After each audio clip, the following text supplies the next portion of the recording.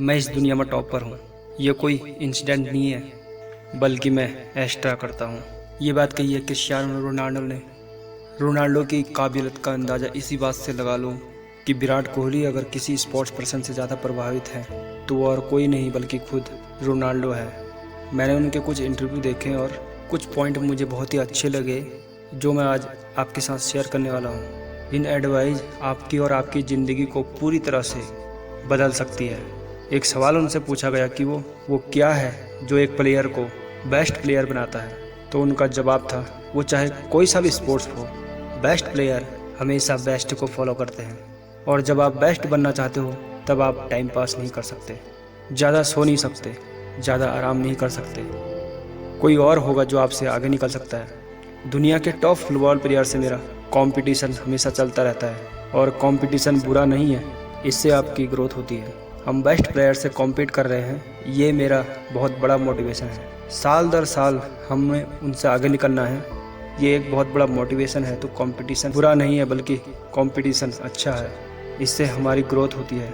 और रोनाल्डो कहते हैं कि मेरे लिए सबसे इम्पोर्टेंट चीज़ है वो है मेंटेलिटी। एक प्रोफेशनल फुटबॉलर बने रहना, टीम की हेल्प करना, ये सब कुछ डिपेंड करेगा आपकी मेंटेलिटी पर, आपकी पॉजिटिव सेल्फ टॉक पर कि आप अंदर ही अंदर क्या कहते हो। ये चीज़ किसी कोच, फैन, मीडिया इन पर डिपेंड नहीं करेगी, डिपेंड करेगी आप पर और आपकी मेंटेलिटी पर।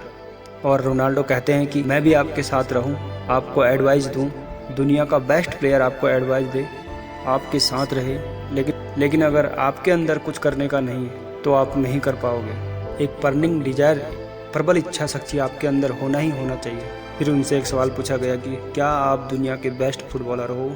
तभी रोनाल्डो ने कहा कि मुझे तो यही लगता है कि हाँ, मैं ही दुनिया का बेस्ट फुटबॉलर हूँ।